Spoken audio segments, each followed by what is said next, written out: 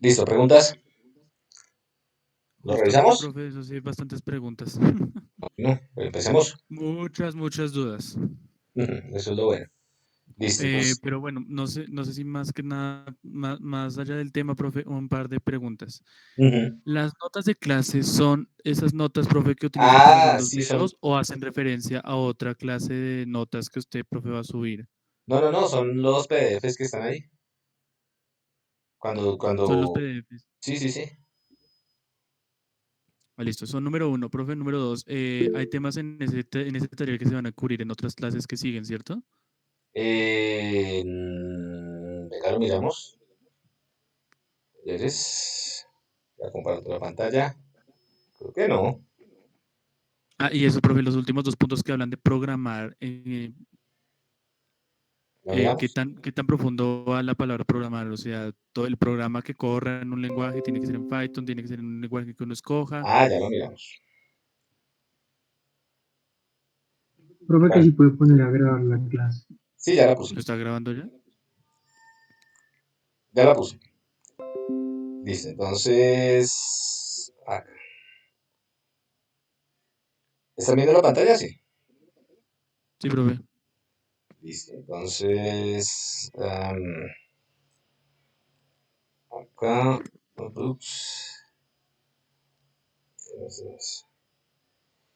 Ah, videos. Pues, este sí es. Bueno, entonces, aquí adentro hay algo que se llama lecturas y las notas de clase son en lecturas, en teoría de grupos. Yo les dije desde el principio que les iba a dejar el material que estaba siguiendo, las notas guía que estaban siguiendo. ¿Listo? Entonces, cuando yo digo me refiero a las notas, me refiero a estos punticos que están acá. ¿Listo? Entonces, eso estaba ahí desde el principio. Entonces, dice Ah, acá. ok. Bueno, de las notas de clase, es decir, de estos PDFs, el ejercicio 1.1. Entonces, aquí está numerado 1.1.1. Entonces, acá lo que hay que probar es que este z sub n, que es el conjunto de los enteros módulo n, es un grupo bajo la suma. Eh, y pues aquí está la definición de cómo se hace la suma en ese caso. Entonces, es aplicar esta definición para verificar que eso es un grupo. Entonces tienen que encontrar el cero, para cada uno de los elementos tienen que encontrar su inversa, o pues ustedes verán ahí cómo lo prueban. ¿Listo? Sí, profe. Entonces, en- eh, ok, este sería el primer punto. Eso define unas clases, algo que se llama las clases de congruencia. Congruencia es en el sentido de medir. Después nos vamos a dar cuenta que este grupo es bien, bien interesante. De hecho, se relaciona con el relojito. Em, pero lo vamos a ver. Es una pruebita que yo quiero o que pedimos que hagan ahí. Ok, listo. Entonces, esto es básicamente aplicar la noción que está allá arriba. La noción de qué es grupo. ¿Ok? Me imagino que ya empezaron. Sí. Listo. De las Pues notas de. por sí, porque igual el plazo pues largo, pero igual va a tocar meterle mano pronto. Sí, sí, eso es mejor que arranquen cuanto antes. Recuerda que yo les había dicho vayan trabajando, pues me imagino que ya algunos lo tenían. Bueno, entonces en el primero leámoslo despacio para que nos quede claro. Eh, para cada entero fijo n mayor que cero, yo escojo un n. Pruebe que el conjunto Zn, entonces yo escojo un n y me sale un Zn, que es el conjunto de todos los enteros módulo n, es un grupo bajo esta operación, donde esta operación se define de esta manera. Entonces lo primero que hay que determinar es qué elementos están dentro de Zn. Entonces, por ejemplo, qué elementos están dentro de Z2. Díganme ustedes. Son todos los enteros módulo 2. Entonces, Serían todos los pares, ¿no? a ver, cero está dentro de ese grupo. Sí. Sí. Cero Bueno, módulo dependiendo, 2, ¿cuánto da? n tiene que ser mayor Me que cero. parece que es mayor a cero, sí. ¿Señor? N tiene que Sí, ser sí, sí. mayor a cero, profe. Ah, sí, n tiene que ser más. No, por eso, no, no, no, no, no. Es Z2. Entonces, n es Y 2. solo sería 0 y 1, ¿no? Entonces, yo estoy preguntando qué elementos están en ese conjunto. Solo Entonces, serían el 0 y el 1. el 0 y el 1. ¿Por qué? 0 módulo 2 da 0 y 1 módulo 2 da 1. 2 módulo 2 vuelve a dar 0. 3 módulo 2 vuelve a dar 1. 4 módulo 2 vuelve a dar bla, bla, bla. Entonces, pilas con eso, no son los pares. Claro, la noción de par está ahí implícitamente, pero Z2 es diferente. ¿Qué sería Z4? Es decir, con un n igual a 4. ¿Qué sería Z4? 0, 1, 2 y 3. 0, ¿cierto? 0 módulo 4 da 0, 1 módulo 4 da 1, 2 módulo 4 da 3 módulo, pero 4 módulo 4 ya ¿cuánto da? 0 de nuevo. 0 de nuevo, entonces ya no lo meto dentro de este conjunto. Menos 1 módulo 4 ¿cuánto da? El signo no importa en el módulo, ¿cierto? Depende de la definición del 3 y los módulo que comas. quieras. Pilas con eso que acabamos de decir ahí. ¿Cómo definimos el módulo en un lenguaje de programación? Hay que definir bien el módulo La para los división números sí no puede negativos. ser, no se puede dividir en 0. Bueno, no se puede dividir tampoco un negativo que llegue a 0, ¿no? Eh,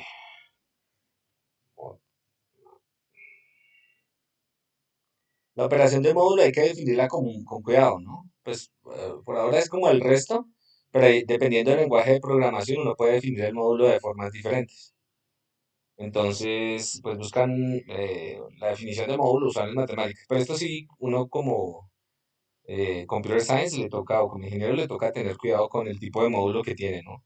Si es mayor que cero, si es menor que cero, uno puede hacer módulos con números menores que cero, hay que tener cuidado con eso. Pero no se confunden, digamos, z módulo 4 pues aquí estaría, no importa tanto los negativos. Entonces ya sabemos qué elementos hay dentro de nuestro conjunto. ¿Listo? Ahora nos toca definir una operación de elementos dentro del conjunto. Entonces, ¿qué dice la operación?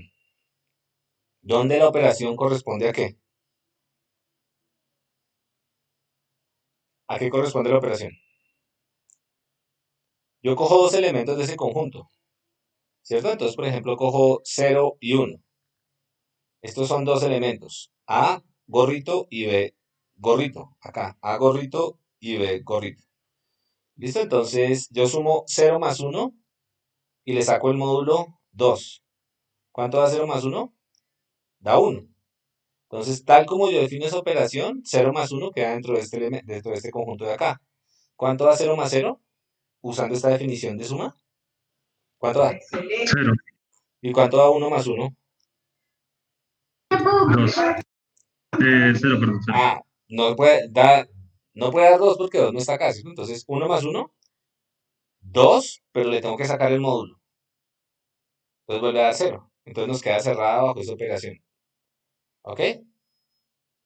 Además tiene que ser asociativa, pero la asociatividad pues ya se deriva de las propiedades de la suma. La otra cosa que tiene que tener es la inversa, ¿cierto? ¿Cuál sería? Bueno, la identidad sería 0, ¿cierto? 1 más Profe, 0. pero una cosa, cuando estamos explicando eso en el taller, por ejemplo, cuando estamos escribiendo nuestro látex y tenemos que decir que, o sea, que tiene o sea, que tiene propiedades de grupo porque tiene una operación binaria cerrada, Ujú, ¿no? Y sí, asociativa. sí. Entonces decimos que se puede derivar porque se conocen las propiedades de la suma. Ahí toca hacerlo un poquito más cuidadoso porque aquí toca meter el módulo por algún lado, ¿no? Ahí yo lo dije como muy alegre, pero ahí toca meter el módulo en algún lado. Pero o sea, lo que uno puede verificar es que bajo el módulo la asociatividad se tiene. Para esa cuenta no es tan complicada. ¿Listo? Ahí yo lo dije muy, muy alegre, pero sí habría que verificarlo un poquito mejor. Ok, listo. Entonces, ay, se nos fue. Entonces, lo bonito es que con esto ya podemos hacer una tabla de Cayley y podemos... bueno, este sería, por ejemplo, el cero. La identidad, 1 más 0, 1, 0 más 0, 0. ¿Y cuál sería la inversa de 1? ¿Qué número sumado con 1 en este conjunto, bajo esa definición de la suma, nos da 0? 1. ¿Y cuál sería la inversa de 0? 0, ¿cierto? La misma identidad. Entonces, digamos que esa sería la pruebita si lo hiciera para Z2, pero ustedes lo tienen que hacer para un Zn arbitral. Pero bueno, digamos que la esencia está ahí. Bueno, entonces los elementos de Zn son clases de congruencia para A en Z. y una clase de congruencia se define de esta manera. Entonces, ¿recuerdan qué es una clase de congruencia? Congruencia significa que miden lo mismo. Esa es la noción intuitiva que uno tiene de congruencia. ¿Qué elementos de los enteros, cuando les saco módulo 2, me dan 0? ¿Cuáles enteros les saco módulo 2 y me da 0?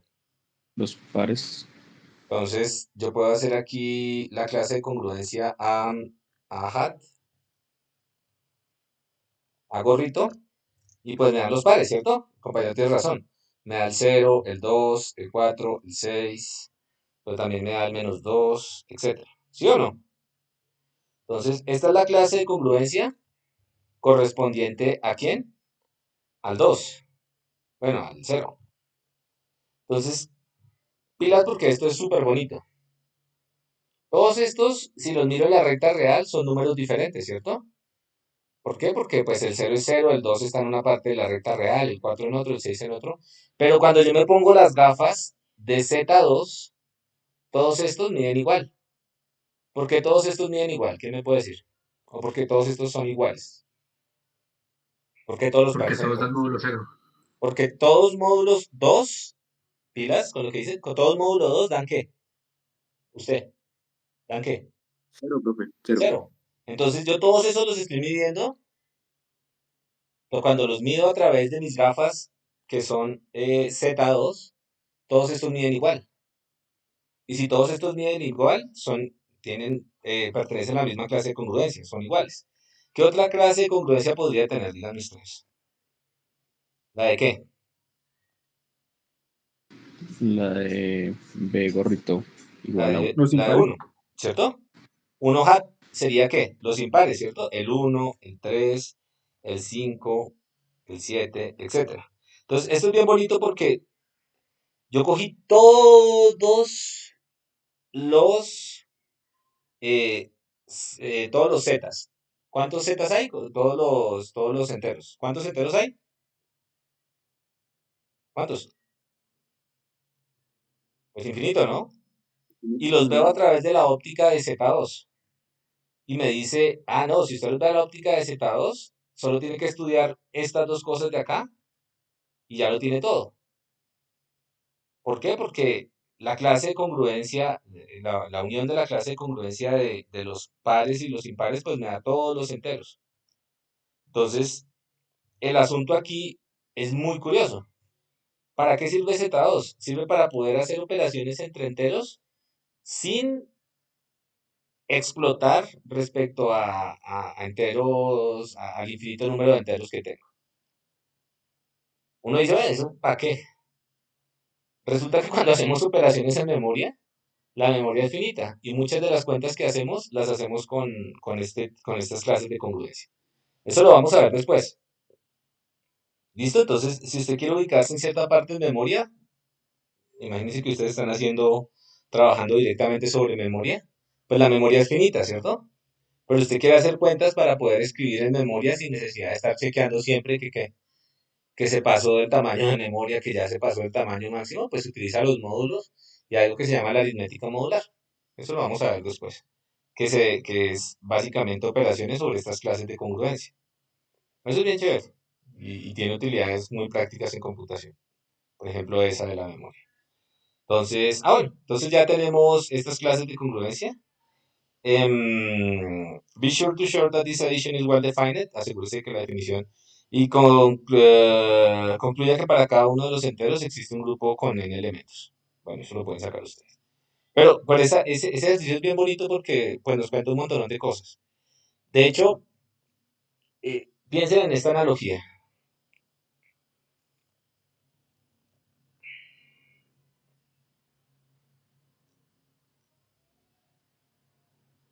¿Todo el mundo conoce los relojes de pared? Los relojes de No. pared están representando un conjunto de clases de congruencia. O en otras palabras, lo que nos están diciendo es, nos están hablando de un ZN. De hecho, este es Z12. ¿Ustedes se acuerdan de la hora militar? Si yo les digo las 6 de la tarde, las 6 de la mañana, ustedes se paran acá, por ejemplo, con el horario acá. Pero si les digo las 6 de la tarde, ¿ustedes se paran dónde? Acá mismo, ¿cierto? O les digo, aquí les empezó la clase a las 14 horas, se paran acá. Entonces, la representación que tenemos en un reloj de pared no es más que Z11. ¿Sí la ven o no la ven? Cuando uno habla de la hora militar y estas cosas, uno siempre saca el módulo 12. Entonces nosotros estamos acostumbrados a trabajar con aritmética modular, solo que no la vemos necesariamente. Bueno, los que saben, hay gente que no sabe leer relojes de pared. Pero bueno, esa analogía va a ser chévere porque después la vamos a poder utilizar para hacer cuentas interesantes. Entonces yo puedo hacer relojes de, como en es finito, yo puedo hacer relojes de 3 horas, de 5 horas, puedo hacer relojes de 24 horas y darme cuenta que eso los puedo escribir en términos de relojes con menos horas. ¿Me están escuchando? Creo que sí. Listo. Sí, profe. Bueno, entonces esa es una cosa. El ejercicio 1.1, el 2. Sea G un subconjunto de los números complejos de la forma e a la 2k n sobre n por pi por i, donde i es el número imaginario, que ya lo habíamos definido. Para acá, algún entero. Muestre que G es un grupo bajo la multiplicación. ¿Cuántos elementos tiene G? Entonces, aquí hay una cuestión que es bien bonita, ¿no? Ustedes ya no ven variable compleja, ¿no? No, No, profe, lo Ah, siguiente, si mal no estoy, es Creo que es algoritmos. optativo. dígame, cuando yo digo algoritmos, ¿qué? No, que creo que lo siguiente después de matemáticas discretas 2 es algoritmos. O es modelos numéricos, no me acuerdo. Yo no sé, pero los están tumbando, deberían ver, deberían ver variable compleja, es bien útil. Pero bueno, el asunto de esto de acá, e a la 2pi, bueno, cuando uno, cuando uno ve variable compleja, aparece una cosa que se llama la relación de Euler, la relación de Euler. Ustedes no necesitan saber esto para poder resolver ese problema, pero simplemente les voy a decir a qué se refiere eso. Lo que Euler muestra es que e a la i x se puede escribir como coseno de x más i seno de x. Entonces, ¿qué tenemos acá? En nuestro problemita tenemos yo le pongo más porque de pronto no ven. Uy, e a la i x. ¿Sí ven el x acá? Todo esto es x.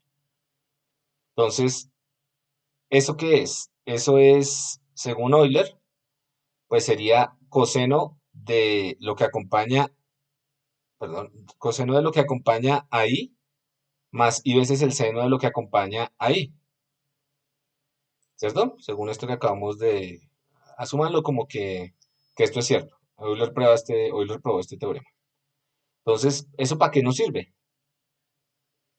Si nosotros dibujamos esto en un plano, entonces ponemos coordenadas, esta parte sería como la parte x de este número complejo, y esta parte sería como la parte y de este número complejo. Y este ángulo de acá, pues sería lo que acompaña a x. Si ustedes solo se concentran en lo que acompaña ahí, perdón, si ustedes solo se concentran en lo que acompaña ahí, que es 2 por k por pi sobre n. Miren el dibujito, díganme qué es eso. ¿Qué es eso? 2 por k por pi sobre n, ¿qué es?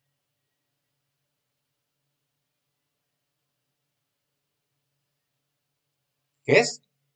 ¿Un qué? un ángulo. Un ángulo, bien, gracias. Entonces, cuando yo trabajo con números complejos, yo estoy trabajando con números que viven en el plano.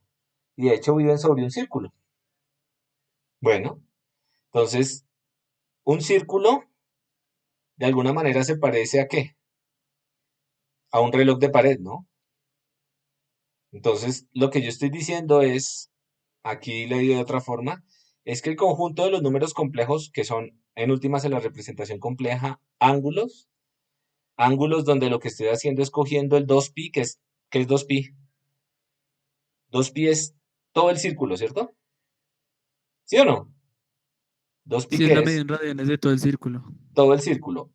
Miren lo que hace el divisor acá. Divide sobre n, entonces lo parto en cuántos pedazos. El círculo es una píxel, lo parto en cuántos pedazos. N. En n pedazos. Y de esos n pedazos cojo cuántos. K. Entonces lo que estoy haciendo es básicamente como con el K crear un reloj de pared. Entonces, por ejemplo, cojo el 2pi y lo divido en 12 pedazos. Y después digo, bueno, K igual a 1, pum, la 1, K igual a 2, las 2, K igual a 3, las 3, K igual a 4, 5, 6, 7, 8, 9, 10, 11, 12. Ah, bueno, si K sigue creciendo, resulta que los senos y los cosenos son funciones periódicas, entonces se vuelve a repetir lo mismo. O sea, el seno da la vuelta y vuelve otra vez a la 1, a las 2, a las 3, a las 4.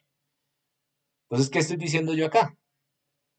Que sumar dos números complejos, bueno, multiplicar dos números complejos, o sea, yo cojo un número complejo que es un vectorcito acá, otro número complejo que es otro vectorcito acá, la multiplicación de esos números complejos nos va a dar otro complejo, es decir, nos va a dar otro número que está acá en estos números de acá, y que eh, nos vamos a dar cuenta, no les quiero decir que es la multiplicación, nos vamos a dar cuenta que la multiplicación es una transformación eh, de este horario, de estos vectorcitos que están acá.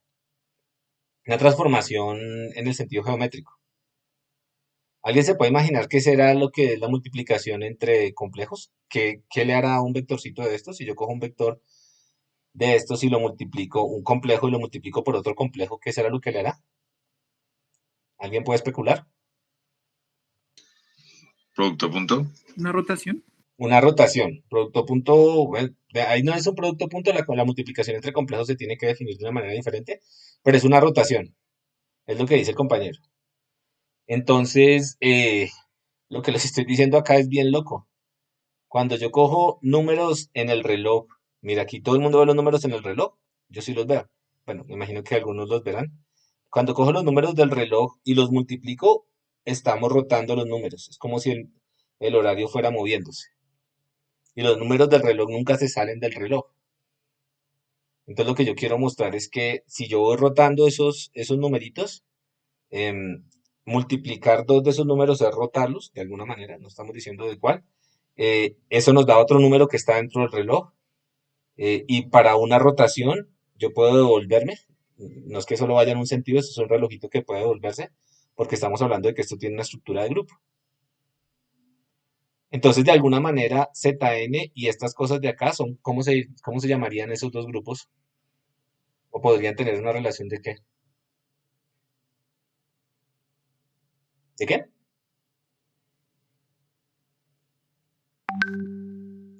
Si tengo dos grupos en los cuales las operaciones me dan como lo mismo, ¿cómo le llamo a esos dos grupos? Isomorfos, muy bien.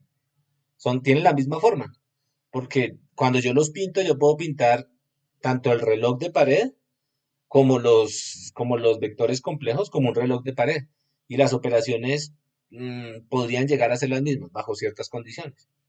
Y esa es la gracia del isomorfismo. Entonces, en la práctica, ¿eso para qué sirve? Ah, si usted quiere hacer cuentas con complejos, las puede hacer con módulos. O si tiene cuentas con módulos, las puede hacer con complejos. Y eso sí es una nota desde el punto de vista computacional, ¿no? Porque si yo tengo que hacer cuentas con complejos, pues me va a demorar mucho haciendo esos senos y cosenos y eso me va a costar un montón, ¿no? Pero si yo sé que esas estructuras son isomorfas, algunas de las cuentas que tengo acá me van a salir más fáciles por módulos o viceversa, que los módulos se calculan súper rápido, ¿no? ¿Qué algoritmo se utiliza para calcular los módulos dentro de un computador?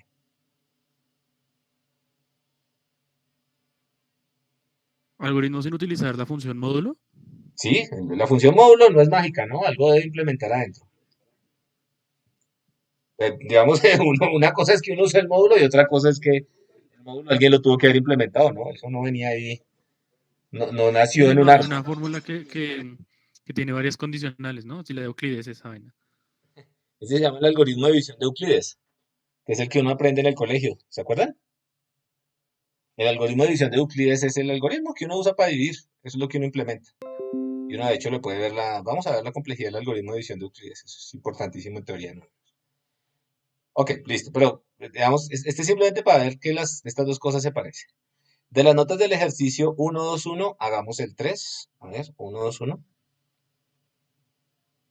1, 2, 1. Ay, me lo pasé, ¿cierto? 1, ejemplo, ¿será este? 1, 2, 1, el 3. Bueno, sea G un grupo finito y sea estrella una operación binaria sucesiva en G que satisface para todos los A, B y C estas propiedades. A por B igual a A por C, entonces B por C, bla, bla, bla, bla, bla, bla. Entonces lo que hay que mostrar es que G es un grupo bajo esta operación. Para verificar que esto es un grupo, ¿yo qué tengo que encontrar? Tengo que encontrar el 1, bueno, la identidad, tengo que encontrar para cada elemento su inversa. Y ya aquí me dijeron que era binaria y asociativa. Entonces, digamos, es echar cuentas para poder caracterizarlo. ¿Listo? Aquí se hace énfasis sobre que el hecho de que el grupo sea finito, y eso nos va a importar harto porque piensen que nosotros como Computer Science siempre vamos a estar restringidos a un dominio discreto y finito, ¿no? Discreto porque pues lo que hacemos es echar cuentas sobre números que son los enteros, y finito porque si las cuentas queremos que tengan sentido, pues toca meterlas en memoria y la memoria es finita y punto pelota. Se acabó, entonces nos toca tener cuidado con eso. Pero bueno, esta sí no les digo por dónde es, hay que echar los números para eso, pero no es difícil. ¿Cuál era la otra pregunta? ¿Cuál era este? Ah, bueno, 2, 1, 5. 2, 1, 5. Ah, bueno, esta es una definición interesante. Un grupo se dice abeliano si conmuta para todos sus elementos. En las notas habíamos visto algo que era que conmutaba, de cierta manera conmutaba para la inversa. La inversa conmuta y nos da la identidad y podemos multiplicar a izquierda o a derecha por la identidad. Eso es válido para cualquier grupo. Pero acá nos dan una definición adicional. Nos dicen todos sus elementos conmutan. Y si todos sus elementos conmutan, entonces le llamamos a ese grupo abeliano. No necesariamente todos los grupos son abelianos. Entonces aquí hay que probar un par de cositas sobre los grupos abelianos. ¿Listo? ¿Será que... Pero, profe, también se escribe en ese caso, no, pero Dígame. no creo. Cuando se habla de conmutar en el caso de los grupos, no hablamos de ninguna clase de simetría, ¿cierto? Porque eso es una propiedad completamente distinta. No, pero si conmutan en la tabla se debe ver simétrica. Si el grupo es finito, en la tabla de Cayley, en la tabla de multiplicación se debe ver simétrica. Ah, entonces sí son equiparables. Sí, sí, sí, sí es una simetría, pero pues toca tener cuidado con la definición de simetría porque acá lo usamos como... Recuerda que hay un grupo de simetrías, un grupo de permutaciones. De hecho, hablando del grupo de permutaciones, ¿será que el grupo de permutaciones o el grupo diedral es abeliano? Si lo definimos de forma finita, podríamos probarlo, ¿no? Sí, pero el grupo diedral es abeliano. D3, el que estábamos viendo ¿ese qué era? Era un triangulito, ¿se acuerdan? Que estábamos viendo en la última clase. D3, diedral. Este es el grupo diedral. Ah, y Sí, tiene profe, esta ¿no? Da tabla. lo mismo intercambiar dos números con cierto orden que al revés. O sea, da lo mismo intercambiar A con B que B con A. Ujú. Entonces, Si es, es abeliano. si es abeliano o no. Sí, pues intuitivamente yo creo que sí es abeliano. Miren las tablas de Cayley.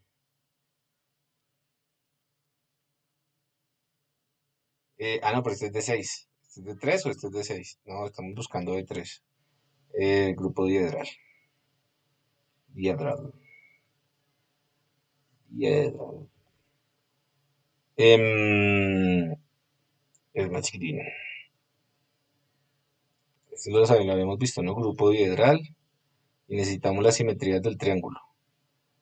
Tan, tan, tan. Estas son. No, pero eran las mismas. Sí, es de 3. Es que me confundí. Bueno, si fuera simétrico la tabla de Cayley, ¿qué debería tener? que R1 por R2 es, por ejemplo, igual a R2 por R1, ¿cierto? Díganme ustedes, ¿es dihedral o es abeliano o no es abeliano? No es abeliano. ¿Por qué? Contraejemplo. Bueno, ¿por qué? ¿Cuánto da S2 por S1? Da R1. ¿Y cuánto da S1 por S2? Da La R2. R2, profe. No es abeliano, ¿cierto? Entonces es un ejemplo de un grupo finito que no es abeliano.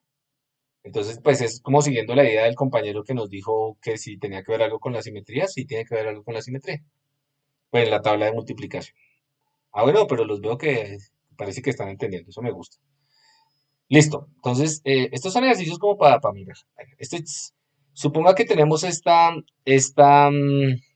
tenemos un grupo, tenemos dos elementos en el grupo y se tiene esta propiedad. Hay que mostrar o refutar la siguiente afirmación, que G es abeliano. Entonces, para verificar que G es abeliano, yo debo arrancar desde esta propiedad que cumple, que estoy suponiendo que se cumple, y utilizar el hecho de que A y B estén en un grupo. Y concluir qué cosa, qué debería concluir, hacia dónde va mi prueba, qué debo concluir en la prueba. Que A por B es qué, Que A por B es igual a B por A. exactamente. Ahora me toca echar cuentas algebraicas utilizando esto y el hecho de que esta cosa sea un grupo. A ver qué cuentas podría yo hacer. De pronto buscar inversas acá. La idea es pasar de esto y mostrar que A por B es igual a B por A. Esto es como escribir dos veces A por B.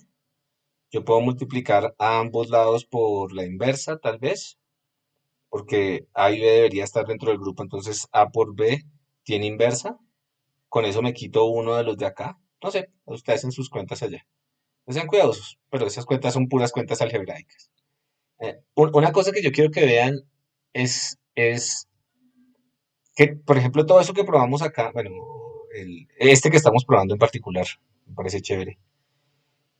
Esto es válido para cualquier grupo abeliano. Entonces, si yo en algún momento tengo esta propiedad y el grupo es abeliano, ejemplos de grupos abelianos, siempre que yo tenga esa propiedad, eso se va a cumplir. Ahora buscamos ejemplos de grupos abelianos. Entonces, esa es la gracia del álgebra abstracta. La gracia del álgebra abstracta es que yo hago cuentas algebraicas y pues como que no me importa mucho no me importa mucho el tipo de grupo que hago, siempre va a tener esa propiedad. Em, bueno, no tenemos ejemplos chéveres. Bueno, ustedes buscan ejemplos de grupos abelianos ahí cuando lo vayan leyendo. Por ahora estamos revisando el taller. Estas también son cuenticas. Sean A, B y C elementos de un grupo, muestre que A y A la menos 1 tienen el mismo orden. Nosotros definimos que era orden en los videos, sin embargo, en las notas también decimos que es orden, ¿no? Ay, que lo hice. El orden es. El orden es. Ya miramos.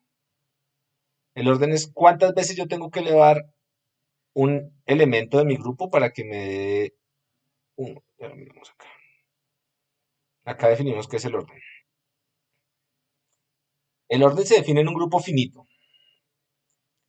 Y lo que nos está diciendo es que yo cojo un elemento y lo elevo a la n veces, o sea, lo multiplico n veces, y ese elemento me da la identidad. El número más pequeño n para el cual yo tengo esta cosa de acá, me debería, o lo llamo el orden. Entonces les quiero hacer una pregunta aquí, y es, yo tengo un grupo finito, entonces piensen siempre en un grupo finito, o piensen por ahora en un grupo finito como el reloj, solo con las horas. Entonces, el reloj va rotando. Eso correspondería por ejemplo, coger la una, rotar la una, se multiplica una vez, dos, se multiplica dos veces, tres, se multiplica tres veces. En algún momento voy a llegar al E. ¿Cuál es el E en mi reloj de pared? 12, ¿no? 12 o cero, ¿cierto? Ok, entonces, ¿por qué o cuál es el argumento para que tenga sentido que elevando x a la n en algún momento yo llegue a e? O sea, yo multiplico, ¿y qué? Pues porque como es un grupo finito, Muy bien. cuando llega al límite, reinicia, ¿no? Se Sí, es inicia. como en el reloj. Da la Ajá. vuelta y tiene que volver, ¿cierto? Ujú. Yo sé que como esto es un grupo, esto se debe poder escribir como x por otra cosa igual a e.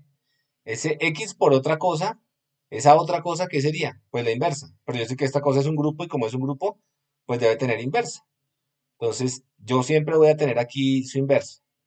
Pero el argumento es básicamente el que dice el compañero. Como esta cosa es un grupo finito, y esa observación del compañero es la clave, como esta cosa es un grupo finito, yo en algún momento tengo que volver otra vez a donde arranqué, porque si no, no sería un grupo finito.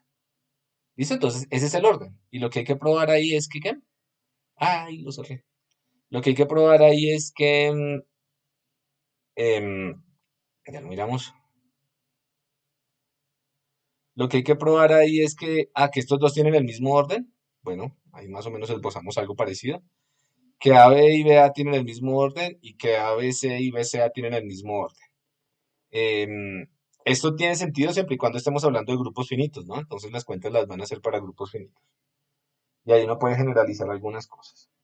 De hecho, en nuestro caso, nosotros vamos a concentrar mucho en grupos finitos porque de ahí salen las cuentas, por ejemplo, que necesitamos para hacer criptografía.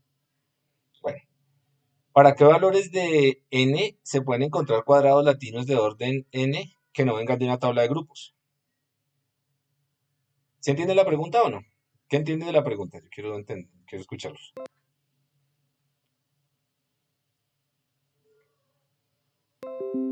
¿Alguien?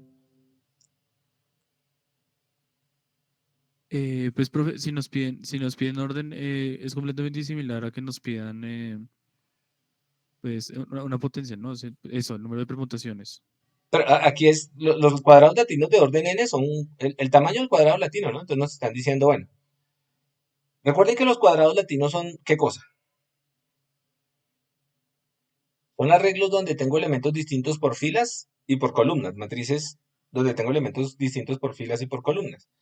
Entonces hay matrices de tamaño 2 por 2, de tamaño 3 por 3, ese sería el orden de la matriz. Lo que nos están diciendo es que hay algún momento, hay algunas matrices de cierto, bueno, hay algunas, no de cierto tamaño para allá, sino hay algunas matrices, cuadraditos de esos, que son cuadrados latinos y no son tablas de grupos. Si la ven o no, es que echarle un poquito de cabeza, tampoco es que sea tan difícil, pero hay que echarle un poquito de cabeza. Van a encontrar ustedes tienen que encontrar algún argumento para decir, por ejemplo, a partir de este n, yo ya puedo encontrar cuadrados latinos que no son grupos. ¿Listo? Y les recomiendo que no generen todos los cuadrados latinos. ¿Por qué? Porque no deberían generar todos los cuadrados latinos. Son demasiados, Porque son son un muchos. reguero y se van a sacar un ojo. Bueno, y ahora sí viene lo que le gusta a los ingenieros. Programar. Escriba un programa que calcule la tabla de Cayley del grupo de permutaciones asociados a un conjunto de tamaño n. Pues es sencillo, ¿no? Yo tengo, pues, mi hojita de Excel, y lo que quiero es, no sé, fijo un n igual a 5. Entonces yo tengo 1, 2, 3, 4 y 5. Veamos esta permutación. Y tengo todas las permutaciones de 5, que son hartas. ¿Cuántas son? 5 factorial. 5 factorial, ¿cierto? Entonces aquí tengo la de... Esto tengo que hacerlo para tamaños pequeñitos, no se me vayan a asustar. 1, 3, 1, 3, 2, no sé, 4 y 5. Y por acá sigue todo el reguero de permutaciones. Entonces yo puedo construir una tabla con los resultados de las operaciones entre estas permutaciones, entendiendo que la operación es ¿qué? Cuando hablo de permutaciones, ¿cómo yo opero las permutaciones? ¿Cuál es la operación entre permutaciones? La composición. La composición, ¿cierto? Que escojo los números, los reordeno con la primera permutación y ¡pum! Los reordeno con la segunda. De hecho, este reordenamiento se puede hacer simplemente llamando funcioncitas, ¿no? Esto es como si yo hiciera una función que cogiera los números y los permutara con este patrón de acá, y después llamo a esa misma función para permutarlos con otro patrón diferente. Estoy pensando en cómo podría ser el programa, ¿no? Entonces tienen que hacer algo para generar las permutaciones y tienen que hacer algo para llenar estas cositas acá adentro. ¿Listo? Entonces, Pero el programa tiene que tener la tabla de Cayley. sí, claro, esa es la gracia. El programa tiene que escribir la tabla de Cayley. Entonces yo le digo 3, entonces me tiene que sacar la tabla del diedral 3. Si le digo 4, me tiene que sacar la tabla de permutación de 4. La tabla de Cayley de 4. Si le digo 5, pues me sacará la tabla de Cayley de 5.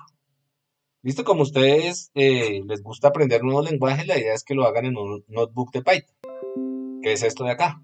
Entonces aquí Tiene que ustedes, sí o sí ser en un notebook de Python. Ok. claro, porque entonces, ¿cómo lo corremos en línea? Una pregunta que voy a hacer que me parece importante para los ingenieros y para cualquier persona que haga computación. ¿Cuántos de ustedes tienen, para que pongan ahí en el chat, cuántos de ustedes tienen su portafolio de proyectos? Pongan ahí en el chat, sí. Confirmo que yo no tengo. Dice sí, no, y o no. Yo, uno solo. Dos. Solo GitHub, tres, digamos. Escribo en Buscaminas. Si no está público, es como si no lo hubiera escrito. ¿El qué? Solo GitHub, como cuatro. Si ustedes quieren ir a Microsoft, ir a Google a hacer pasantías, o ir a Facebook a hacer pasantías, me imagino saben que eso es perfectamente viable, ¿no?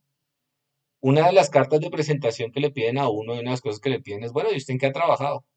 Porque si usted vaya con sus notas debajo del brazo y pues la gente puede sacar buenas notas, pero de ahí a que sepa resolver problemas es otra cosa. Entonces, tener sus proyectos en GitHub es importante. Y un portafolio es como lo que hacen los artistas. No sé si tienen amigos artistas o que estén estudiando arte, pues ellos durante su carrera hacen muchas obras. Y las obras las suben a una paginita donde la gente puede entrar y ver que en realidad el tipo no está hablando carreta, sino el tipo sí sabe algo. La idea es que ustedes en este momento empiecen a construir un portafolio de proyectos, ¿no? Es que hice un proyecto chévere al final de matemáticas discretas y creo que valió la pena hacerlo.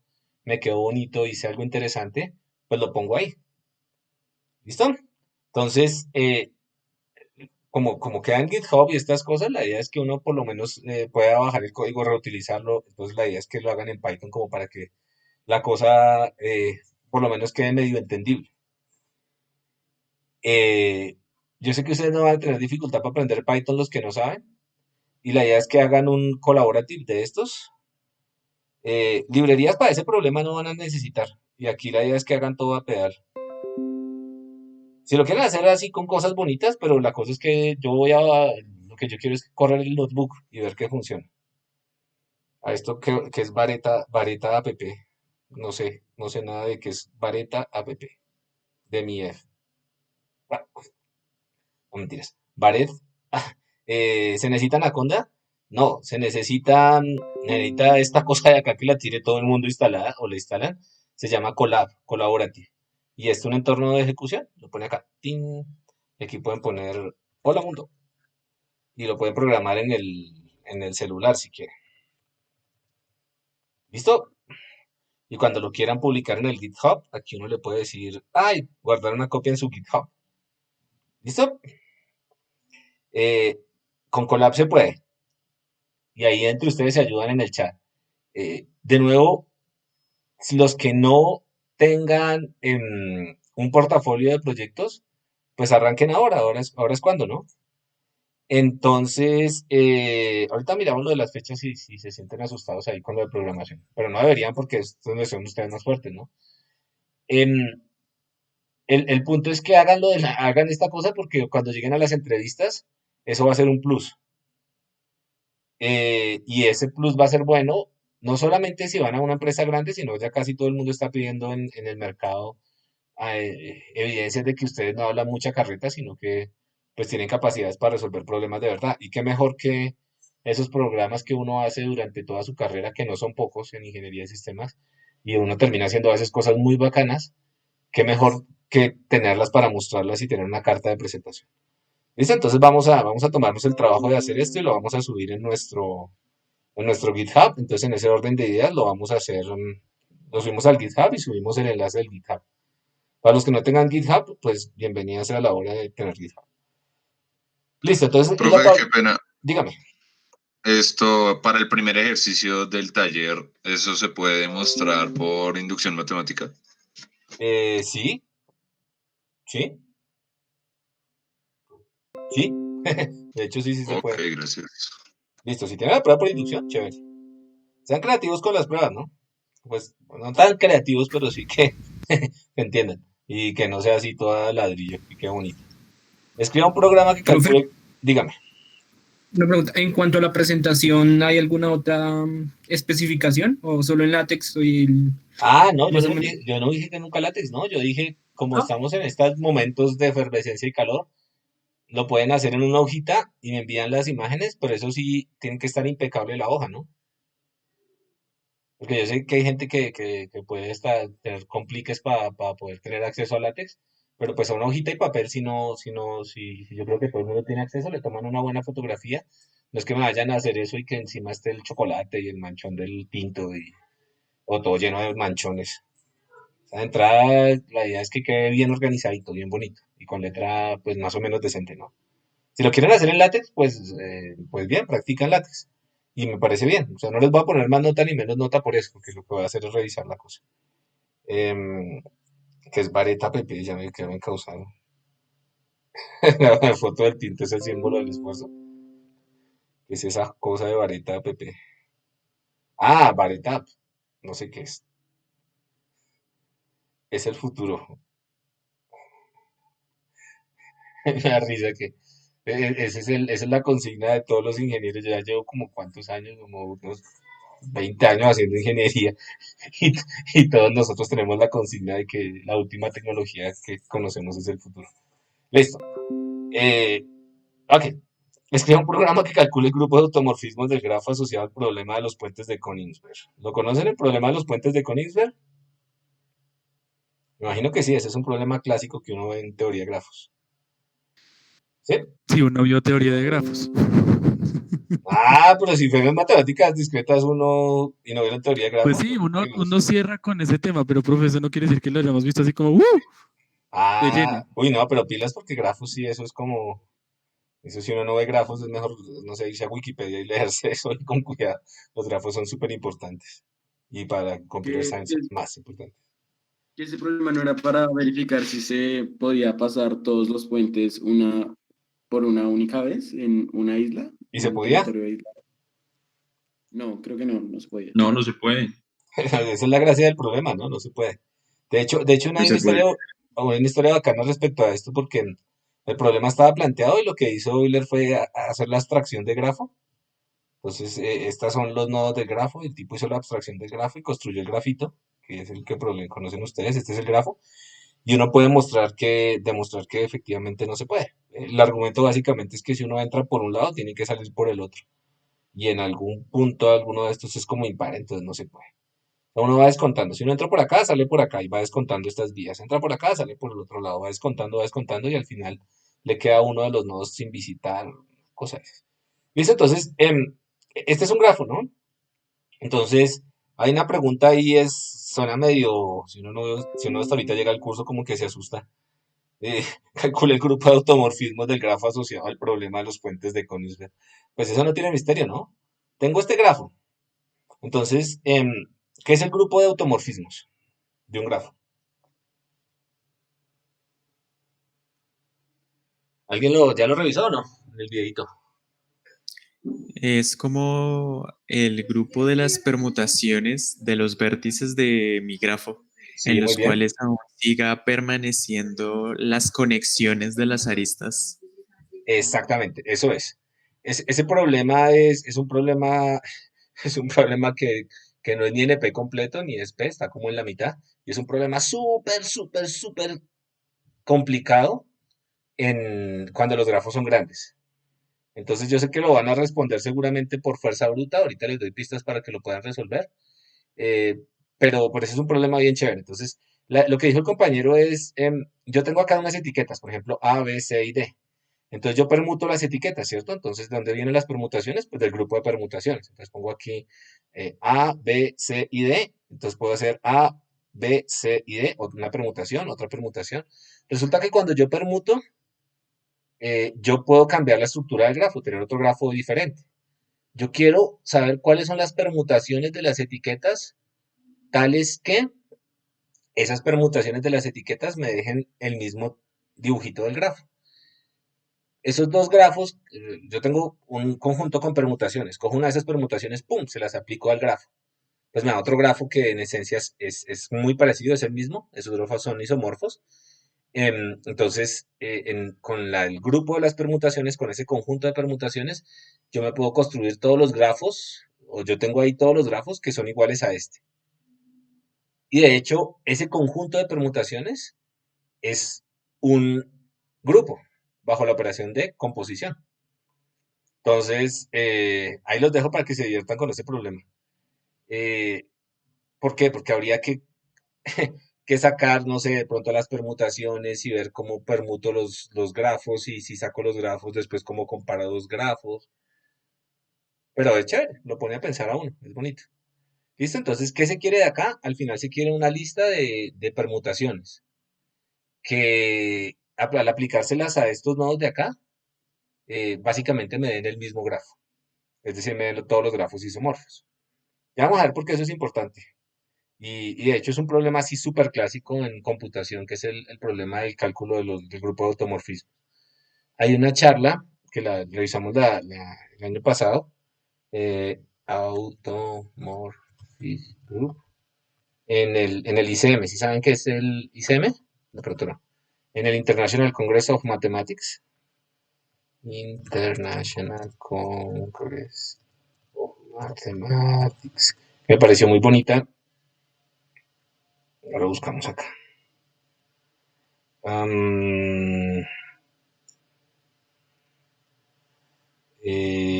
¿Cuál será? Este. ¿Es esta? La gracia de la charla es que el ICM es el congreso de matemáticas más importante. Lo hacen como cada 4 años, se entregan las mallas Fields. Y hicieron una charla súper bonita donde hay prueban que hay un algoritmo, que eso es como n elevado a la log n, una cosa bien chévere. Y la prueba la hacen, es un algoritmo de isomorfismo de calcular el automorfismo de grafos, pero se pasan a grupos.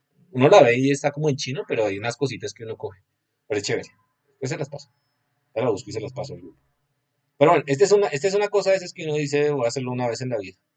Y este décimo determine si los grafos son isomorfos. De hecho, esto se puede hacer con este, ¿no? Una vez tengo uno solucionado el de arriba, tiene el de abajo.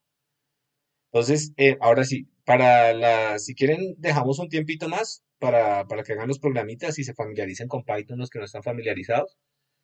¿Les parece? ¿Unos 8 días más para entregar esos problemas o de una así? Unos Uy, sí, 15 profe, días con esa, más. con esa emoción. ¿Qué dice acá? Eso dijo alguien. 15. ¿Ya? Sí, profe, estoy de acuerdo con la idea. Unos 8 días después, ¿cierto? Ahí les quedan como 3 semanitas para que le hagan algo. 15. 15, pero entonces metemos otro problema así de esos que son NP completos. No. Porque esa violencia. ¿NP? Ustedes saben que un problema en NP completo en instancias pequeñas siempre se puede resolver de forma combinatoria, ¿no? Entonces, ya de forma chambona. No, mentira. Eh, eso al final no lo entiende y es la solución. Cojo la entrada y la permuto y hágale. Pero vaya, dejémosla para dentro de 8 días entonces. Entonces me toca abrir otra tareita. Alguien acuérdeme para abrir otra tareita. ¿Listo? Entonces, más preguntas sobre del taller. Empiezan a trabajarlo, verá que eso es divertido. Y esa es la gracia del curso. Bueno, entonces, Pues Sí, lo vamos a empezar a trabajar y seguro dentro de 8 llegamos igual con dudas. bueno, pero ya llegan con dudas concretas. Profe, este pedazo de la demostración, o mire mi programa, ya hace magia. Solucionó el problema P versus NP con, con un algoritmo. Listo, entonces aprovechemos una media horita ahí, como siempre, para contar cosas que pueden ser interesantes y que de pronto alguien en alguna vez en la vida las va a usar. Seguramente sí. Entonces, Profe, dígame, qué pena interrumpirlo, pues de tranquilo, pronto cuéntame, una cuéntame. duda no tan cercana, pues lo dijo ahorita. Para alguien que no vio variable compleja, ¿qué libro es bueno para eso? O sea, ¿qué libro es Ese bueno libro se para... llama Wikipedia. No, No, mentira, pero no no se hay otro. necesita mucho. No, el libro bueno de variables, libros buenos de... No, es que hay un montón de cursos de variable compleja, pero en serio la página de Wikipedia tiene lo necesario para esto. Libros de variable compleja. Cuando yo quiero aprender algo, no me acuerdo de algo, siempre busco algo como esto. Por ejemplo, Complex Variable, y entonces busco en MIT. Course. Y aquí debe estar el curso de MIT que siempre tienen acá. Variable compleja con aplicaciones. Mm. Y generalmente están las notas del curso, que es lo que uno necesita para poder estudiar, y está el libro. Pero, por ejemplo, eso, le recomiendo que revise esto de acá. Los cursos de MIT son, o Stanford, y esas universidades grandes son de lo mejorcito que hay. Entonces, arranque por ahí. Y ahí generalmente eso están los videos y toda la cosa. Eso es chévere. ¿Listo? Gracias, Entonces, profe. Complex Variable, pero esa es una, por ejemplo, para los que no se sienten así muy, muy seguros en esto de las demostraciones y estas cosas, todavía, les recomiendo un curso que es Discrete Mathematics for Computer Science, el MIT, es Mathematics for Computer Science. Este curso, cuando yo dicto el curso, hace rato no lo dicto, pero este es el curso, este curso es súper bonito.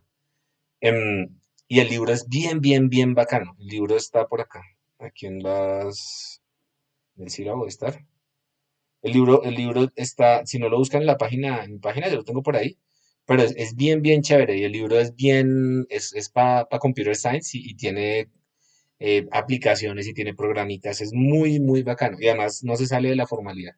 Me parece muy chévere. Este es un curso chévere para los que tengan de pronto algún lío con demostración de estas cosas. Les recomiendo que se lean un par de capítulos de esto y quedan así. Además, uno le coge mucho cariño porque pues lo ve uno en acción en lo que uno hace, que me parece muy chévere. Entonces este es otro de esos que pueden mirar. Ahí como va a quedar el videito, después lo buscan. Listo. Entonces, bueno, entonces estábamos acá hablando de aplicaciones de isomorfismos de grafos. Entonces, a ver, una pregunta que uno dice, y eso, es para que uno isomorfismos de grafos, no sirve para nada. Eh, resulta que puede que sirva para algo, ¿no? Entonces, una pregunta que uno se puede hacer es, eh, ¿cómo construyo un algoritmo en Computer Vision que me distinga entre un caballo y una ovejita? Entonces, una aproximación que yo puedo hacer es, pues, se la meto a una red neuronal eh, de esas convolucionales y eso, o sea, hace magia por detrás, pero es que esas cosas no están hechas para todo y eso necesita un montón de datos. ¿Qué pasa si yo tengo pocos ejemplos de imágenes de caballos y pocos ejemplos de imágenes de ovejas? Esto es muy común, por ejemplo, en medicina. Entonces, en medicina usted tiene tumores benignos y tumores malignos y tiene de cierto tipo de patologías, hay muy poquitos ejemplos de imágenes de una y de la otra. Entonces, metérselas a una red neuronal así de frente como que no tiene mucho sentido. Sin embargo, la tarea se puede resolver. Por ejemplo, ¿cómo? Yo lo que puedo hacer es tratar de entender esto como un grafo.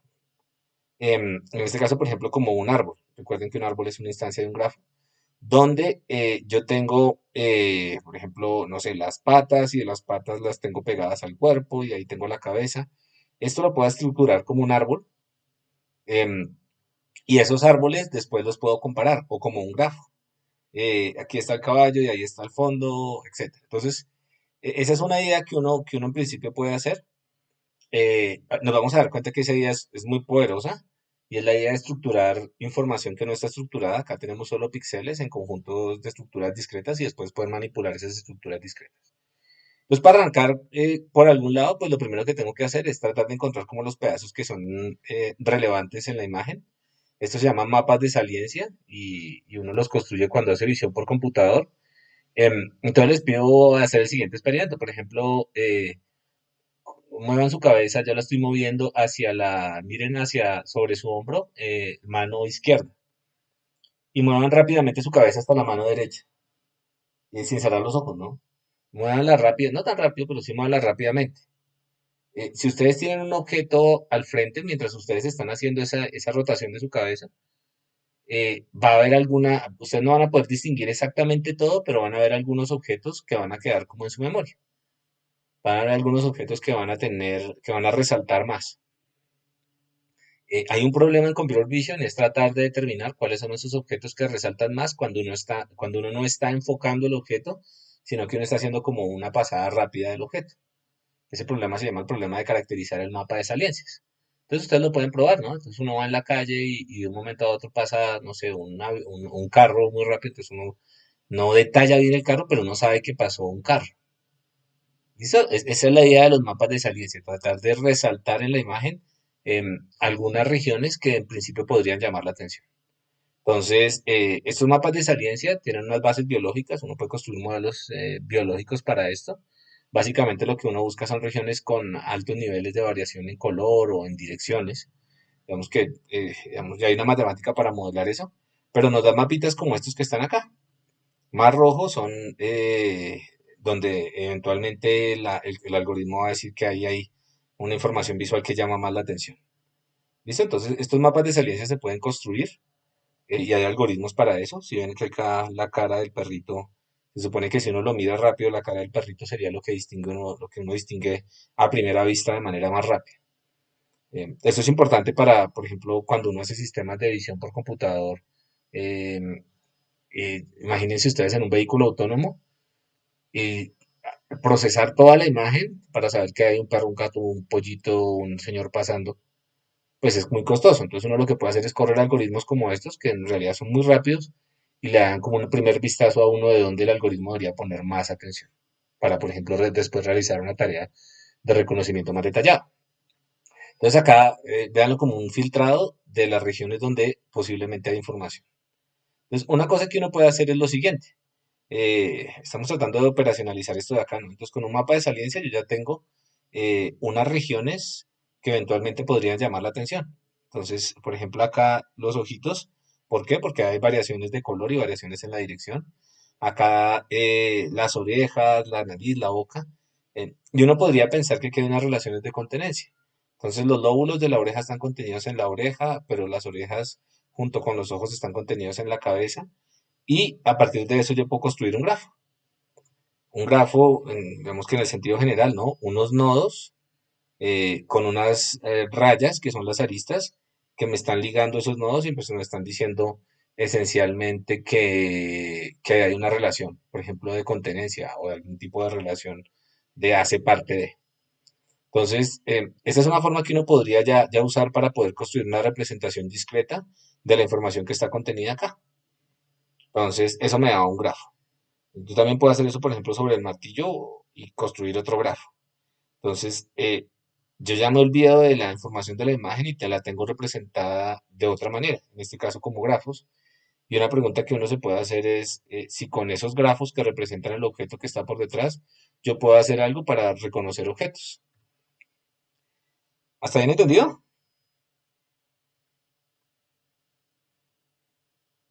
Bueno, listo. Entonces, Sí, profe. listo. Entonces, estos grafos, olvídense las imágenes por ahora, pero las imágenes las vamos a representar con grafos.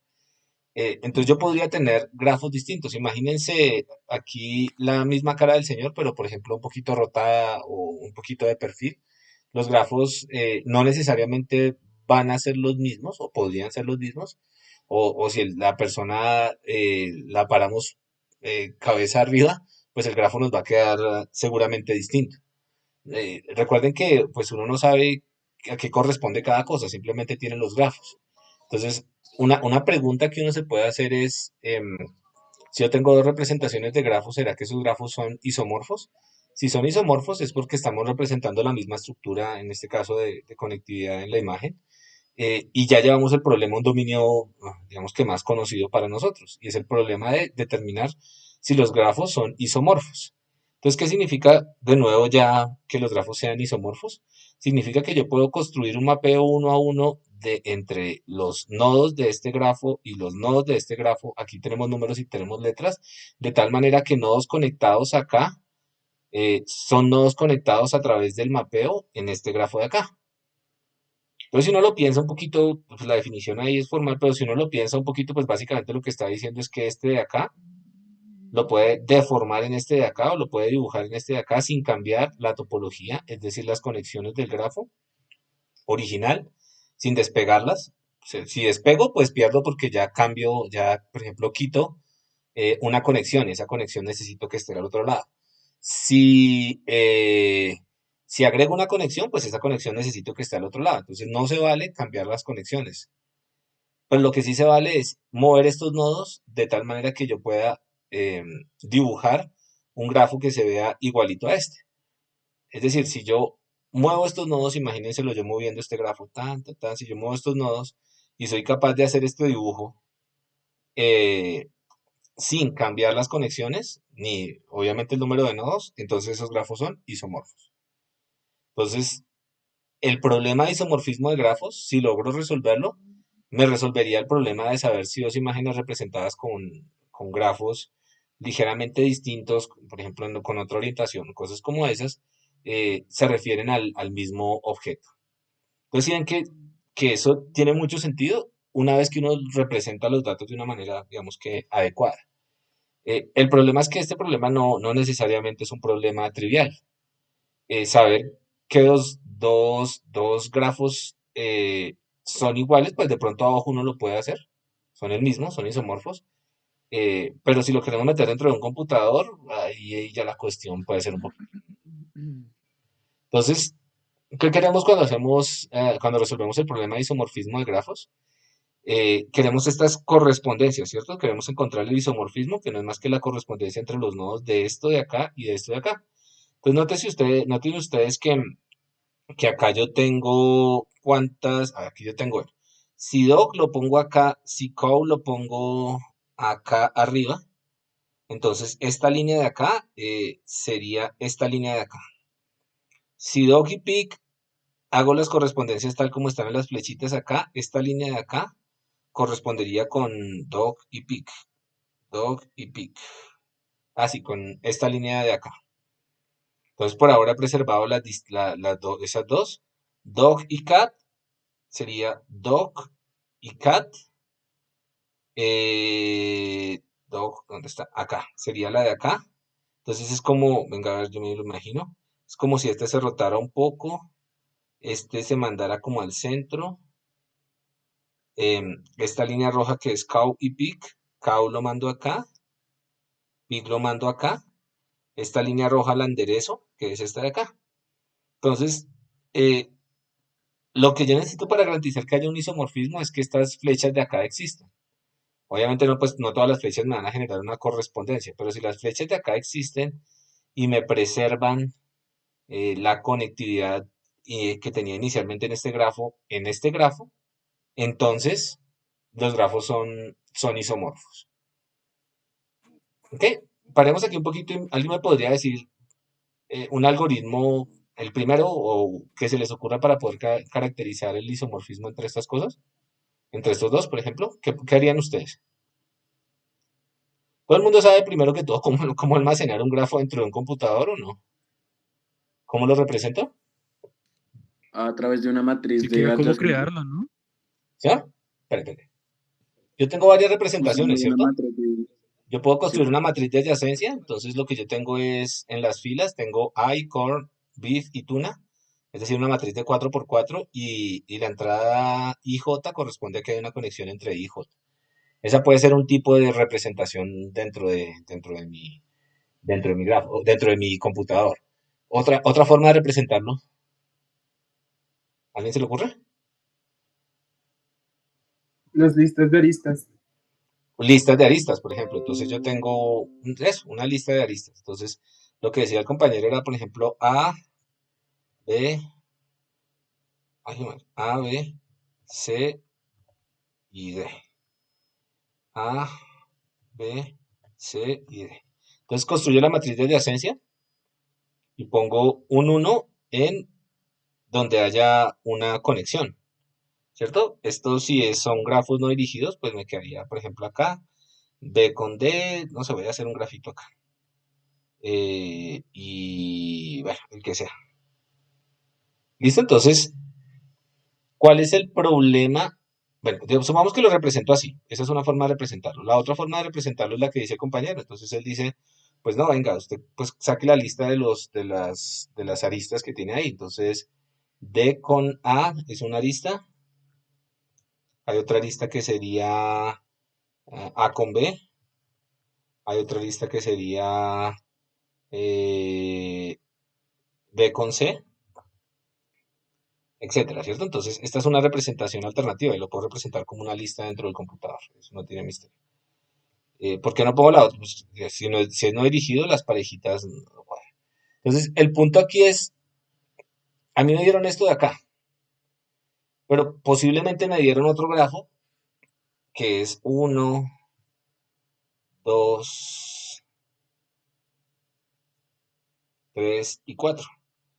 Lo que voy a hacer aquí no necesariamente va a cuadrar, pero quiero mostrarles el espíritu. Entonces, por ejemplo, en este grafo yo tengo ahora la conexión 1, 3, 3, 1 y de pongo tengo la conexión 4, 2, 2, 4, 1, 2, 3, 4. Y no sé, voy a poner aquí esta y esta de acá, esta y esta de acá. Esto de acá representa un grafo y esto de acá representa otro grafo en la representación de la matriz de adyacencia o con una lista. La pregunta es cómo saber si estas dos cosas son isomorfas. ¿Qué harían ustedes? No sé si esté bien, pero lo que se me ocurre a mí como intuitivamente es permutar las columnas de la matriz y encontrar si en algún momento hay coincidencia entre ambas. Esa es una buena idea, ¿no? Entonces, permutar las columnas de la matriz y encontrar si hay coincidencia entre ambas. Entonces, yo permuto esta, por ejemplo, o fija esta y permuto la de abajo, entonces cambio la fila 2 con la columna 3 y tengo cuidado con las filas y las columnas 2 y 3 y tengo cuidado con intercambiar esas filas y voy viendo si la cuestión me va quedando parecida acá.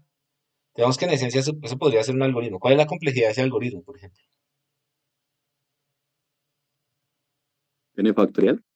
Orden n factorial, ¿cierto? Es un algoritmo Pues N esencialmente factorial combinatorio. por Entonces, N. eso, entonces, de hecho, genero una permutación, permuto y después tengo que comparar, ¿cierto? Tengo que comparar la matriz y comparar la matriz es, ¿qué orden? N cuadrado sobre 2, ¿cierto? Algo así. N cuadrado, n por n más 1, sí, orden n cuadrado, porque no tengo que compararla toda, ¿no? Solo la mitad de la matriz. Pero es un reguero de operaciones, ¿no? Piensen en una matriz chiquitica, un grafo con 10 nodos. Pero, digamos, hay un primer grafo, de hecho, hay una primera aproximación, de hecho, no tienen que tener el mejor algoritmo, yo lo que quiero es que piensen cómo se pueden resolver ese tipo de problemas, eh, porque eso lo estamos preguntando, ¿no? Entonces, ese podría ser un algoritmo. De hecho, lo que está sugiriendo el compañero es, él dice, bueno, empieza a cambiar esto, dog, pig, pig, cow, y mira a ver si hay correspondencia. Pig, dog, cow, no sé qué, y mira a ver si hay correspondencia. Y eso es para nosotros nuestra versión computacional de lo que sería un isomorfismo, ¿no?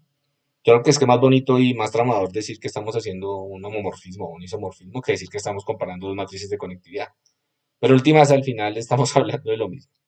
¿Listo? Entonces, eso es un posible algoritmo para hacerlo, pero el problema con ese algoritmo es que escala de manera asquerosa cuando, cuando tenemos grafos grandecitos, que ahorita nos vamos a dar cuenta que hay grafos grandecitos. Entonces, este es otro procedimiento, se llama el procedimiento de Weisfeller-Lehmann, y básicamente lo que hace él es proponer un algoritmo, lo puse acá para que si quieren lo revisen, que en algunas instancias puede correr en tiempo polinomial. Cuando les hablo de tiempo polinomial y de tiempo si ya vieron un cursito ¿sabe el que estoy hablando o estoy hablando en chino? Sí, profe, Sí, señor. estructuras de datos, la complejidad Big O. Eso es. Eso es, pues, dado una entrada n de un tamaño n, cuántas operaciones estoy realizando, digamos que del orden de cuántas operaciones estoy realizando. Entonces, el algoritmo que construimos con el compañero es orden feo, orden n cuadrado, eh, por orden n cuadrado por n factorial. Es súper feo. Em, de hecho, uno podría hacer usar ese mismo algoritmo para poder intentar calcular el grupo de automorfismos, pero le toca hacer como un doble factorial, no sé si lo ven, una doble permutación, una para poder generar todas las permutaciones de esta y otra para verificar si las permutaciones de las columnas o de las filas de la matriz de adyacencia coinciden. Feo. Pero bueno, eso lo pueden hacer, o sea, para mí no hay lío, si lo hacen para una instancia de 3x3, 4x4 y les corre, chévere. Bueno, en este procedimiento lo pueden revisar, pero ¿cuál es la idea de este procedimiento? La idea de este procedimiento es que, eh, vamos a ver qué hace primero. Lo primero que hacemos es ordenamos los nodos de acuerdo a cuántos nodos están conectados con él. Entonces, ¿cuál es la gracia de esto? Estos órdenes deberían parecerse si los grafos son isomorfos. Entonces, el número de nodos que están conectados a un nodo de estos se llama el grado. Entonces yo puedo, por ejemplo, decir, bueno, ¿cuáles son el grado de los nodos que está acá? Eso sería el conteo. La otra forma sería decir, bueno, ¿cuáles están conectados? Entonces, a este de acá está conectado amarillo, rojo, verde, azul, a este solo blanco, a este solo blanco, a este solo blanco y a este solo blanco. Y tengo eso en una tablita. Esto lo puedo almacenar en algo que se llama un multiset, un multiconjunto. De pronto alguno lo ha usado como estructura de datos. Y esta cacharra de acá, pues le hago lo mismo. Entonces, ¿yo qué puedo razonar? Si yo ordenara esto del que más tiene al que menos tiene y los grafos fueran isomorfos, ese orden me debería dar pues más o menos el mismo. Eh, Hasta acá ese procedimiento, digamos que no es tan pesado, ¿no? Yo tengo que pasar por cada uno de los nodos y tengo que ver quién está conectado. Si utilizo una buena estructura de datos, pues no me va a costar tanto. Y puedo tener estos dos órdenes. Lo que hace este procedimiento es representar esto de una manera comprimida. Entonces, le asigno un código a esto y después reetiqueta con ese código. Entonces, el código a este es, por ejemplo, decir, mire, si ven este amarillo blanco, él le asignó el código 2. Este amarillo blanco le asignó el código 2, el rojo blanco le asignó el código 3 y el verde azul le asignó el código 5 acá.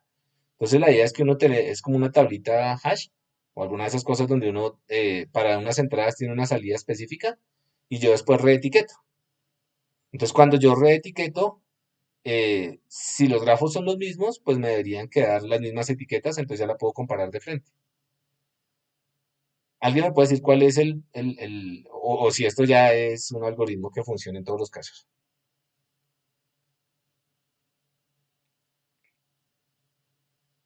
Así con la descripción que les di. Yo sé que todavía faltan muchos detalles del algoritmo, pero ¿será que funciona o no funciona? ¿Cómo lo ven? ¿Más eficiente que el anterior o así también es medio triste? No creo que pronto sí sería mejor. Es mejor, pero el problema es que para ciertas instancias de grafos isomorfos esto no se va a tener. Hay que revisar los detallitos, pero digamos que esto para ciertas instancias puede correr en tiempo polinomial, o sea, chévere, pero no se va a tener para todos los grafos isomorfos, o sea, triste. Pero ya hay un procedimiento que uno puede utilizar y pues si no lo implementa bien, pues debe tener algo que se aproxime a la solución. ¿Ok? Listo. Entonces, mira, aquí está la función global hash para compresión. Listo, entonces esto lo pueden revisar y de hecho pueden implementar este también si quieren y pues les queda más bonito aún el problema de isomorfismo de grafos. Y no tienen que hacer las 20.000 las 20.000 permutaciones ahí y sacarse uno. Bueno, entonces, ¿entendido eso? Esas son las cosas chéveres o sea, ¿para qué sirve la matemática, no? Para nosotros, para poder hacer las vainas al derecho. Bueno, que estas unidades más algorítmicas, pero bueno, entonces, en el problema, volviendo al problema este de comparar las imágenes, de pronto uno quiere comparar media cara del señor o una escena donde hay perros, gatos y quiere buscar si hay perros dentro de esa escena.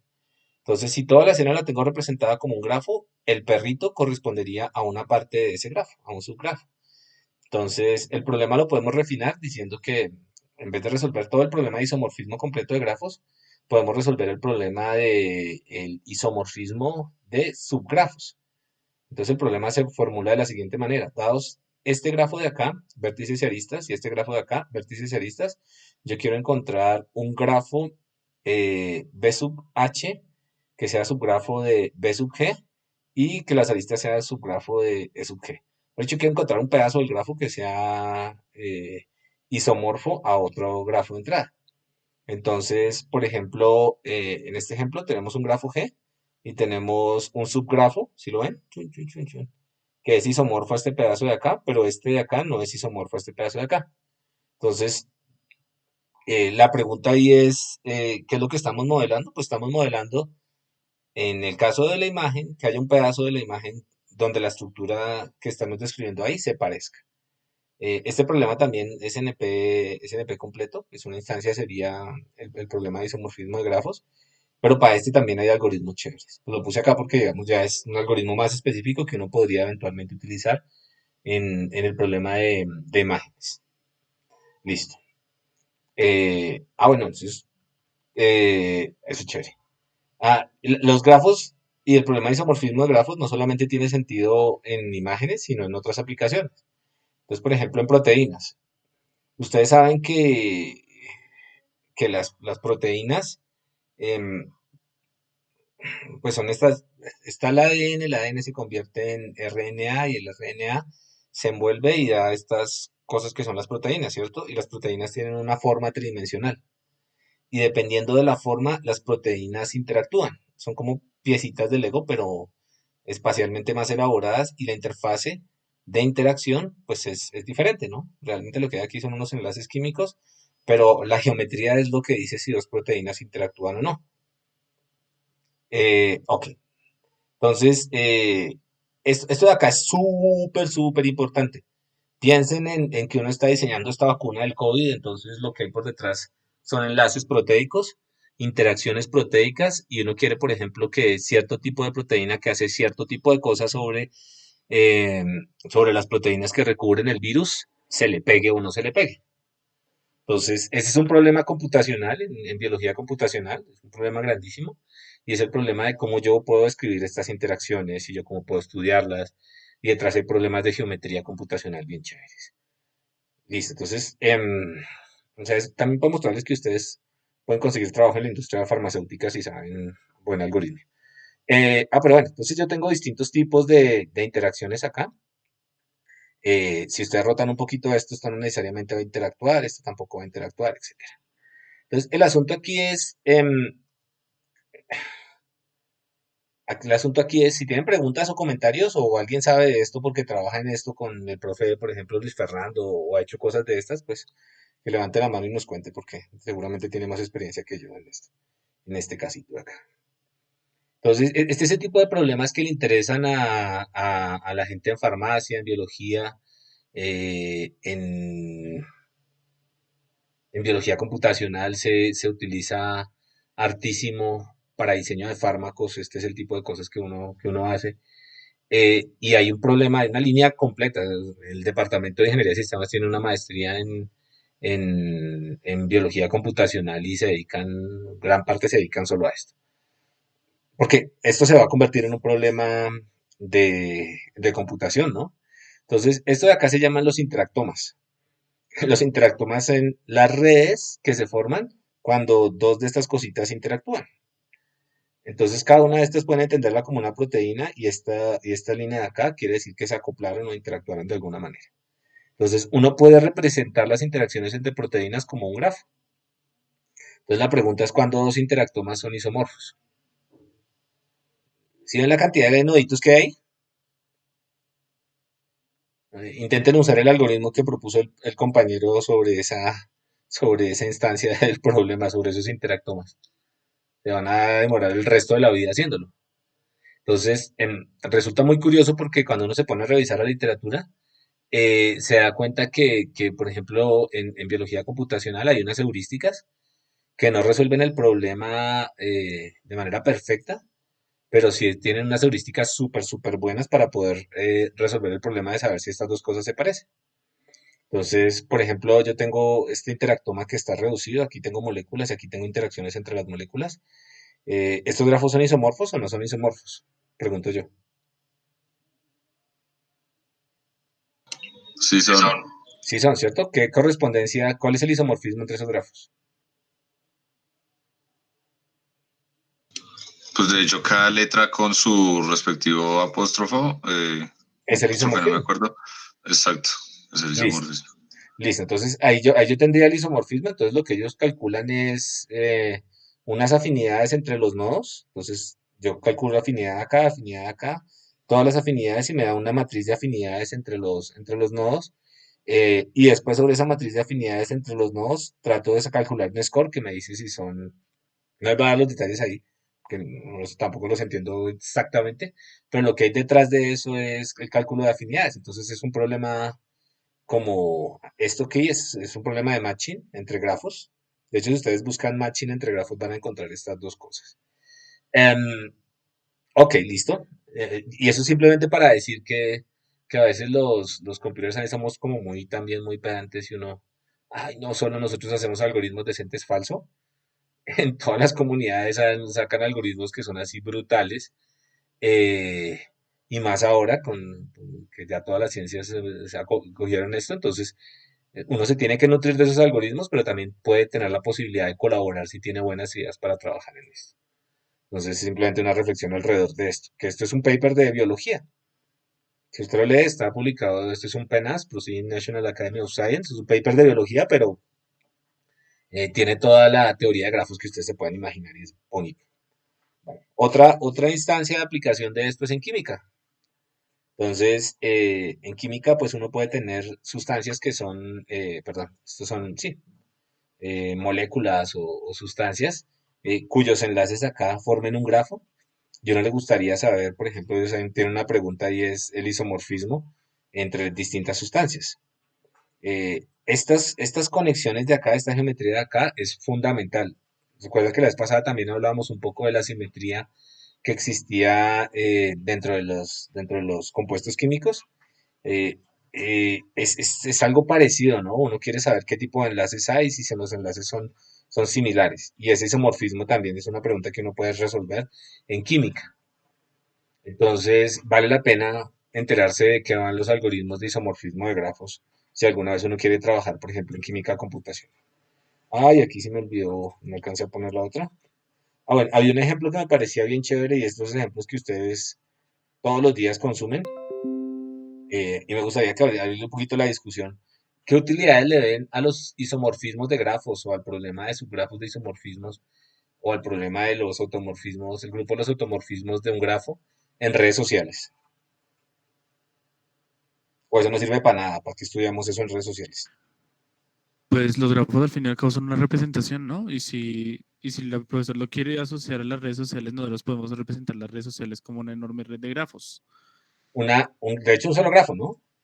Con Yo subgrafos supongo, adentro. supongo que se podría usar más que nada como para detectar todas las interacciones y el contenido que uno consume para poder hacer recomendaciones mucho más acertadas a los usuarios de las redes sociales. Claro, porque recuerden que aquí lo que yo tengo es una red grandota y yo, por ejemplo, a mí me gustaría saber si hay patrones de interacción particulares. Por ejemplo, el cuento de los influencers. Todos los influencers deben tener, por ejemplo, un solo nodo, por ejemplo, un hub. Yo me imagino que un influencer debe ser algo así como un hub en un complex graph.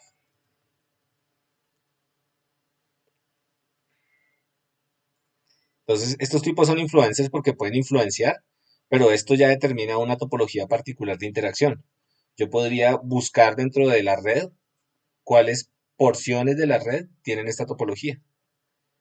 Y eso podría darme idea, por ejemplo, de qué grupos tienen interacciones similares a la mía.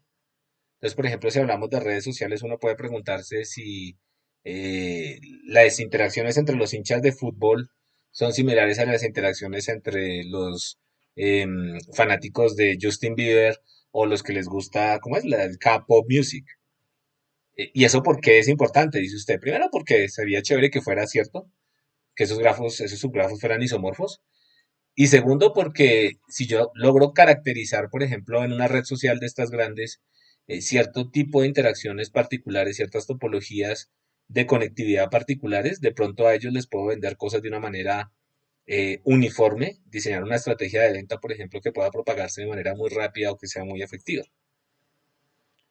Ese tipo de cosas y ese tipo de enlaces donde uno logra ver, por ejemplo, una idea que tenga, que sea coherente en términos computacionales y que tenga una salida desde el punto de vista de aplicación, es lo que ustedes tienen que empezar a ver a futuro en sus vidas profesionales y sobre eso se pueden montar negocios. Yo no creo que este señor, ¿cómo se llama? Mark Zuckerberg no tuviera en la cabeza que cuando estaba haciendo Facebook, que lo que estaba formando era una red en el sentido matemático. De hecho, él estudiaba Computer Science y él tenía muy claro que lo que se iba a formar ahí era una red. Y todos los algoritmos que tiene por detrás son algoritmos que tienen sus raíces en teoría de grafos y todo lo que ustedes consumen, algoritmos de recomendación, eh, sugerencia de nuevos amigos, todas esas cosas que tienen ustedes en redes, al final están operando sobre esto. Solo que aquí hay un reto adicional y es la escala de los grafos, ¿no? Estamos hablando de grafos con billones de personas. Entonces, si yo quiero resolver el problema de isomorfismo de grafos entre dos porciones de esos grafos, pues no puedo utilizar algoritmos que sean combinatorios, orden n factorial, ¿no? Por eso es que tiene sentido estudiar algoritmos y por eso es que vale la pena entender bien lo que uno está haciendo, porque si uno quiere meterse a hacer tecnología de verdad, a trabajar en este tipo de problemas de verdad y poder tener un impacto real, pues le toca hacer las cosas lo mejor posible.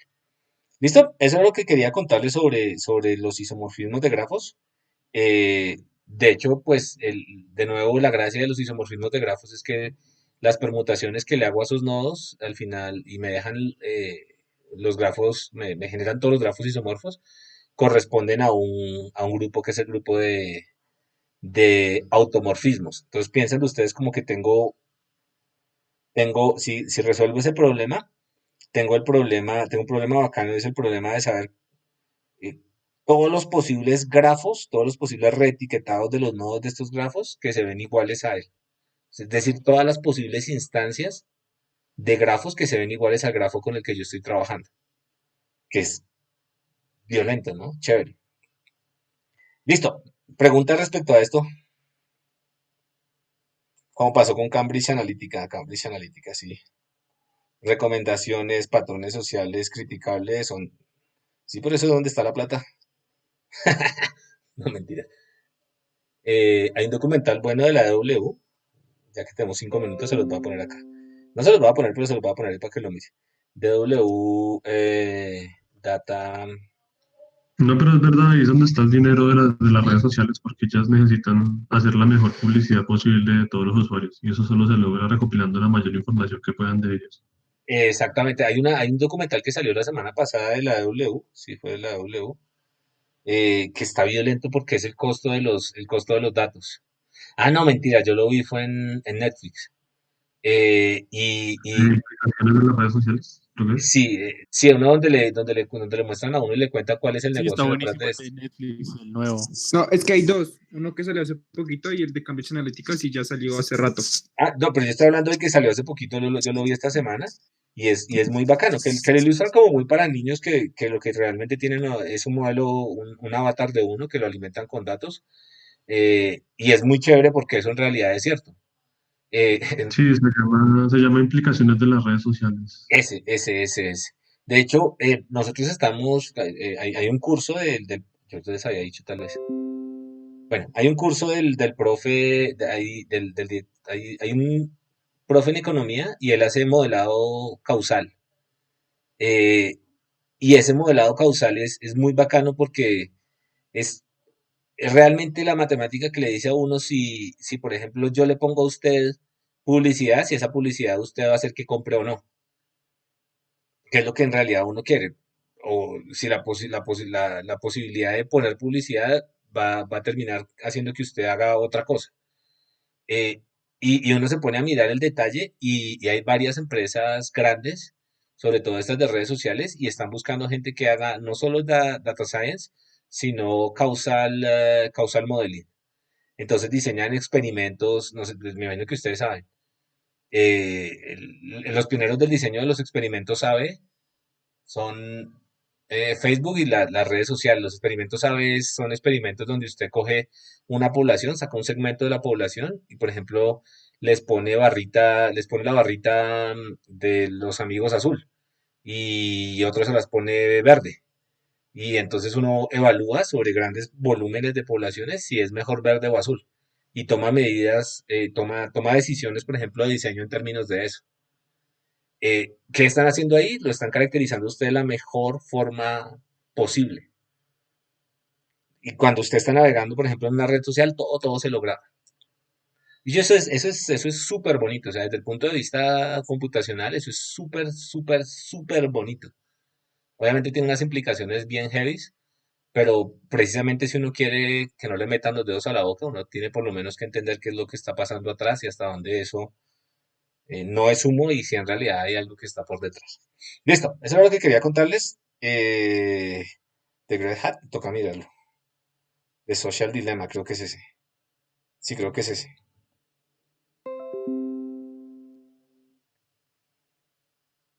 Sí, este es. Chévere. Me pareció un poquito asustador, pero sí. Em, yo me acuerdo hace unos años, ya bastantes años, yo me imagino que algunos de ustedes habrán visto clase con el profe Germán Hernández. Había un amigo del profe que trabajaba en Gringolandia, y era profe de matemáticas, y de un momento a otro, ¡pum!, se salió de Gringolandia y lo contrató Google, ya hace bastantes años. Kenneth Wilder, creo que se llamaba el señor. Ya miramos. Simplemente una nota ahí chévere. Kenneth Wilder. Eh, Matt, no me acuerdo si es este. Sí, Kenneth Wilder. Kenneth, sí. mm, ah, eh, Eso ya fue hace bastantes años, cuando Google estaba empezando a reclutar gente. Y me acuerdo que el profe lo trajo, es muy amigo del profe Germán. Y en esa época, estoy hablando ya hace bastantes años, nos contaba que él trabajaba en un grupo que lo único que hacía era optimizar el algoritmo que le generaba a uno, venga, a ver si es este, unas recomendaciones, una lista de recomendaciones que salía acá, por ejemplo, casa. Antes había como una lista de recomendaciones, acá es lo que me alcanzo a acordar. Habían como un equipo de unas 6 o 7 personas y lo único que hacían ellos era optimizar el pedazo del algoritmo que generaba esa cosa. Solamente eso, como 6 o 7 personas solamente trabajando, bajándole milisegundos a nanosegundos, yo creería, a ese solo tiempo. Y el tipo lo sacaron de la universidad y le pagaban un billete larguísimo para eso. Y estamos hablando de hace bastantes años. Imagínense el nivel de control que tiene esta gente ahora. Y cuando usted de hecho habla con la gente que ha rotado, de pronto alguno de ustedes ha rotado o ha hecho pasantías en Google, Microsoft o alguna de esas cosas, cuando uno le hacen firmar los superacuerdos de confidencialidad y las cosas que hacen son bien, bien heavy. Pero bueno, ustedes pueden crear sus propias empresas en esa dirección. Listo. Bueno, entonces ya hablamos carreta un rato y ya vieron para qué puede servir esta vaina. Y pues seguimos la siguiente clase con más dudas. ¿Listo?